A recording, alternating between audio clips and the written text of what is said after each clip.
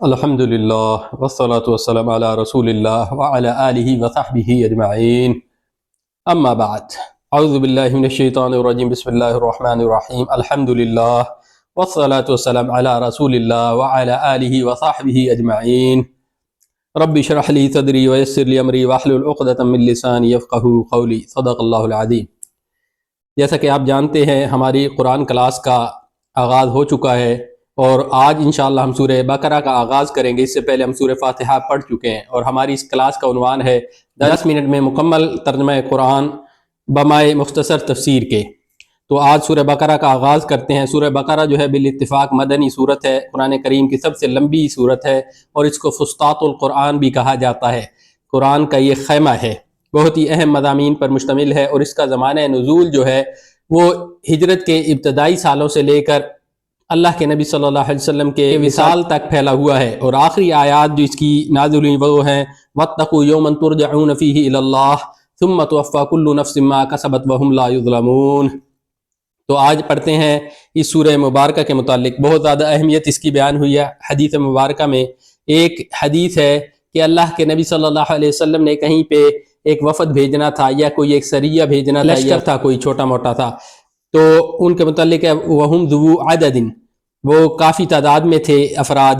تو اللہ کے نبی صلی اللہ علیہ وسلم نے ہر ایک کو کہا کہ پڑھو تمہیں کتنا قرآن کریم یاد ہے۔ تو ہر شخص نے اپنا جو بھی اس کو یاد تھا اس کو بیان کیا۔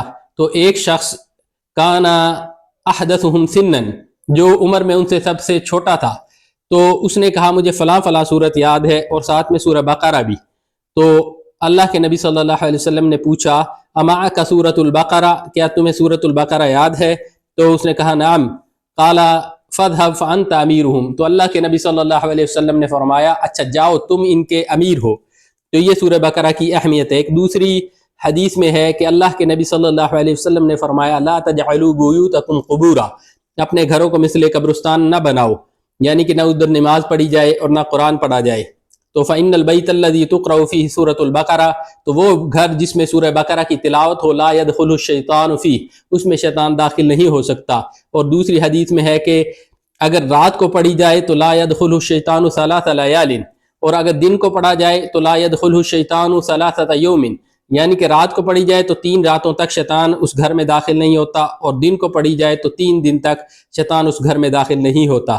تو بہت ہی اہم یہ سورہ مبارکہ ہے، اور اس سورہ مبارکہ جادو جنات کے توڑ کے لیے بھی یہ بہت ہی مؤثر ہے۔ اس کو صبح صبح آواز بلند اگر تلاوت کی جائے اچھی تلاوت کے ساتھ تو یہ بہت زیادہ برکات کی حامل ہے، اس کی تلاوت بھی۔ تو پڑھتے ہیں آج سورہ مبارکہ کا ترجمہ۔ 286 اس کی آیات ہیں۔ بسم اللہ الرحمن الرحیم، شروع اللہ کے نام سے جو بہت ہی مہربان نہایت رحم کرنے والا ہے۔ الف لام میم، الف لام میم، اس کو ایسے ہی پڑھا جائے گا الگ الگ، حروف مقطعات ان کو کہتے ہیں کہ جن کے ٹکڑے کر دیے گئے ہیں الگ الگ حروف۔ تو یہ ان کا ترجمہ یا ان کے معنی جو ہیں یہ اللہ کی ذات ہی بہتر جانتی ہے یا اللہ کے رسول جانتے ہیں۔ تو بہت سے مفسرین نے بہت سی آراء کا اظہار کیا ہے، تو بہتر یہی معلوم ہوتا ہے کہ اس کا معاملہ اللہ تعالیٰ پہ چھوڑ دیا جائے۔ لیکن ایک سوال ہے کہ اگر یہ کوئی اجنبی چیز ہوتی تو اس وقت کے جو مشرکین مکہ تھے یا اس وقت کے کفار تھے، مشرکین تھے، منافقین تھے، وہ پروپیگنڈا ضرور کرتے، یعنی کہ اگر یہ عربوں کے مزاج کے بالکل خلاف ہوتی تو وہ کہتے کہ یہ اجنبی چیز بات تم کیسے اپنے کلام کے شروع میں لے آئے ہو۔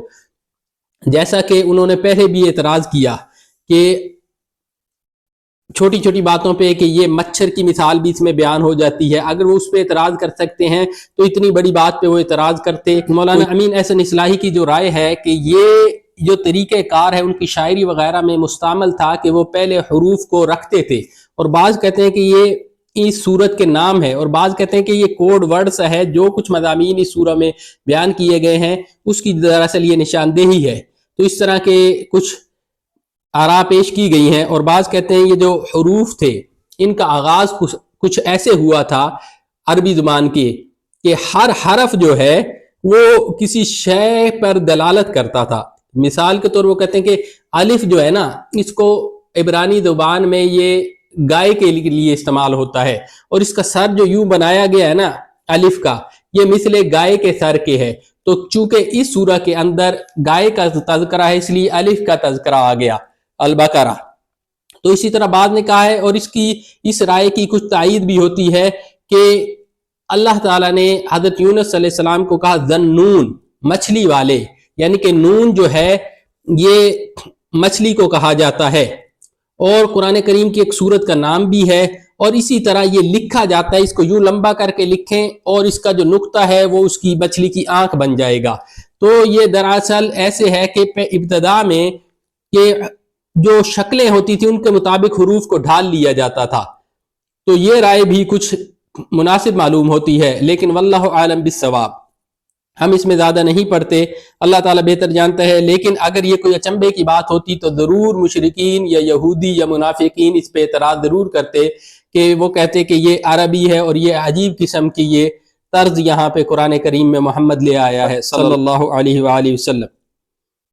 تو اس سے آگے بڑھتے ہیں، پہلی آیت کا ترجمہ پڑھتے ہیں۔ ذالک الکتاب، یہ وہ کتاب ہے، لا ریب فیہ، جس میں کوئی ریب نہیں ہے۔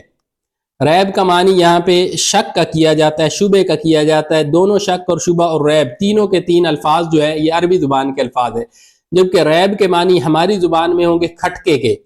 کھٹکا ایسے ہوتا ہے کہ اچانک آپ کو لگا جیسے کوئی شخص سے آپ نے یوں دیکھا، اور پھر آپ کو شبہ سا ایک پڑا، ایک وہم سا پڑا، ایک یعنی کہ بھول سی ہوئی، تو دوبارہ آپ نے تصدیق کے لیے یوں دیکھا تو آپ نے کہا کوئی چیز نہیں، تو اتنا سا اس کو ریب کہتے ہیں، اس بھلیکے کو پنجابی زبان میں اس کو بھلیکھا کہیں گے۔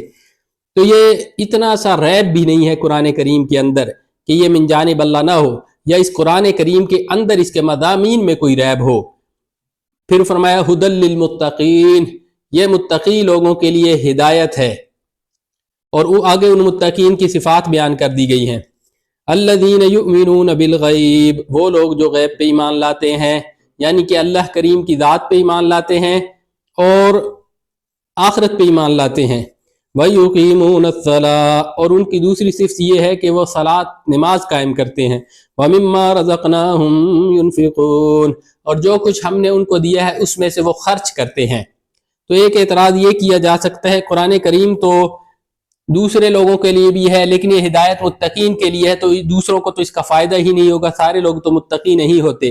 تو یہاں پہ متقی کا ایک معنی یہ بھی ہے کہ اس کے دل کے اندر انابت پائی جاتی ہے، اللہ کا خوف پایا جاتا ہے، رجوع پایا جاتا ہے۔ یہ دراصل خطاب جو ہے ایمان والوں سے بھی ہے، اور اس سے پہلے جو لوگ تھے جو حضرت عیسیٰ علیہ السلام کے ماننے والے تھے یا حضرت موسیٰ علیہ السلام کے ماننے والے تھے، یہود و نصارہ تھے، ان کے اندر سے بھی جو متقین لوگ تھے، متقی یعنی کہ جن کے اندر انابت تھی، جنہوں نے اسلام کو قبول کیا، تو ان کے لیے بھی ہے کہ ایسے لوگ جس کے اندر ایمان کی تھوڑی سی بھی رمق ہے وہ اس کی طرف لپک کے آئے گا۔ دراصل یہ خطاب ان لوگوں سے ہے، اور جس کے اندر دل میں میل ہے، کوئی کھٹکا ہے، کوئی اور قسم کی بیماری ہے، تو وہ اس قرآن کریم سے الٹا دور بھاگے گا۔ تو یہ ہے ان آیات کا، ابتدائی آیات کا مختصر سا مفہوم۔ انشاءاللہ اگلے نشست میں پھر حاضر ہوں گے، لیکن اس سے پہلے ایک بات کہ اس ویڈیو کو صدقہ جاریہ سمجھ کے شیئر ضرور کیجیے، تاکہ آپ جو بھی شخص اس کو دیکھے آپ کے لیے بھی حسنات ہوں اور میرے لیے بھی کل آخرت میں صدقہ جاریہ ہو۔ تو اگلی نشست میں انشاءاللہ حاضر ہوں گے، اجازت دیجیے، السلام علیکم ورحمۃ اللہ وبرکاتہ۔